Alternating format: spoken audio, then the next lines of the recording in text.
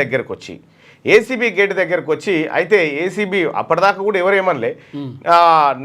మీరొక్కరు రండి సార్ లోపలికి రండి అని చెప్తే నేను ఒక్కరిని ఎట్లా వస్తా అడ్వకేట్ కూడా వస్తాడనేటువంటి మాట ఆయన చెప్పడం జరిగింది. అయితే విచిత్రం ఏంటంటే ఇదే కేటీ రామారావు గారు హాస్యాస్పదమైనటువంటి చర్యలకు దిగుతా ఉన్నాడు. ఎట్లా మన బడిపోరగాడు నేను ఇళ్ళకి నేను రాను వాళ్ళకి రాను నేను ఎట్లా వస్తా ఆడికి పోను నేను నాకు మంచిగా అనిపిస్తలేదు ఆడికి నేను రాను అంటే వాళ్ళు మా అయ్యగాని రా బాబు మా అయ్యగాని రా మా బంగారు కొండ కాదు మా ఈ కార్ రేసు కాదు రానైనా మా వజ్రాల కొండ రా మంచి కాఫీ తాపిస్తాం చాయ్ తాపిస్తాం అన్నీ ఉంటాయి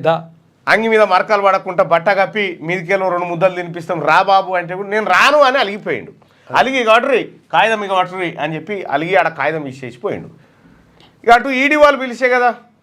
ఈడీ వాళ్ళు పిలిస్తే ఈడీ వాళ్ళకి చెప్పినట్ట నాతోటి కాదనంటే మంచిది బాబు అట్లాగే మీ దయ మీరు ఎప్పుడు రావచ్చు లేకపోతే లేదు మేము మాత్రం పొరపాటున ఒక మాట కూడా అనం నీ ఎందుకంటే చెంప కూడా గిల్లం ఇట్లా గిల్ల కూడా గిల్లమయ్యా నువ్వు నీ ఇష్టం ఉన్నప్పుడు రావచ్చు అనగానే కేటీ రామారావు గారు ఈ కేసుకు సంబంధించిన క్వాష్ పిటిషన్ హైకోర్టులో పెండింగ్లో ఉంది కాబట్టి అది పెండింగ్లో ఉన్నది కాబట్టి ఎందుకున్నదనే తర్వాతగా ఉన్నది కాబట్టి ఆ కేసు తేలేదాకా నేను రాను పో అని అటుపోయిండు.